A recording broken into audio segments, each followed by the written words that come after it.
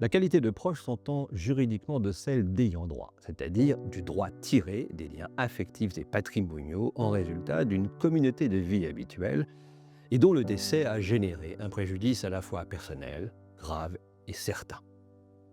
La qualité d'ayant droit inclut tout aussi bien les ascendants, c'est-à-dire les parents, les descendants, les enfants, les collatéraux, frères et sœurs, les concubins et fiancés et les partenaires pacsés.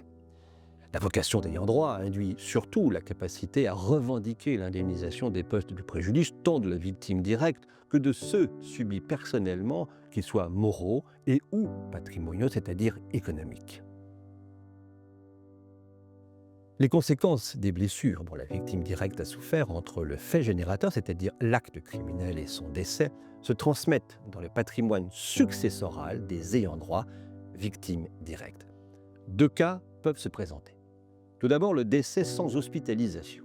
La victime n'ayant pas subi de trauma somatique, c'est-à-dire le trauma physiologique, ceux du corps humain, et ou psychique, le droit positif considère alors qu'aucun préjudice personnel n'a pu émerger et ainsi être transmissible aux ayants droit.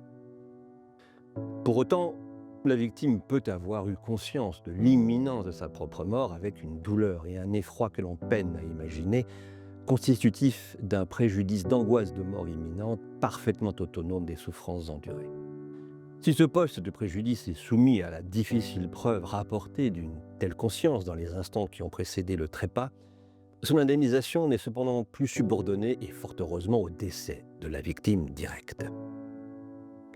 Deuxièmement, le décès peut être consécutif à une hospitalisation. Certains postes de préjudice personnel temporaire dont la victime directe aurait été indemnisée si elle avait survécu sont alors transmis de plein droit aux successibles, c'est-à-dire aux héritiers. Il en est ainsi de la gêne temporaire totale partielle, du déficit fonctionnel temporaire, de la tierce personne temporaire ou des souffrances endurées.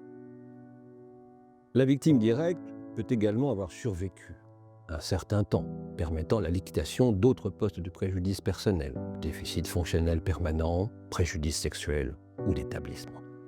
Enfin, le calcul indemnitaire est évidemment adapté à la période comprise entre la date de consolidation, c'est-à-dire lorsque celle-ci est fixée par les médecins conseils ou les experts, et celle du décès. L'accompagnement par les proches de la victime directe jusqu'à son décès relève d'une épreuve affective difficile et parfois insupportable. Aussi, le préjudice spécifique d'accompagnement de fin de vie est considéré sans confusion possible avec le préjudice d'affection et indemnisé comme tel. Le quantum indemnitaire, c'est-à-dire la somme indemnitaire reçue par les victimes, est variable en fonction de la durée et de la nature des bouleversements intervenus dans la sphère familiale.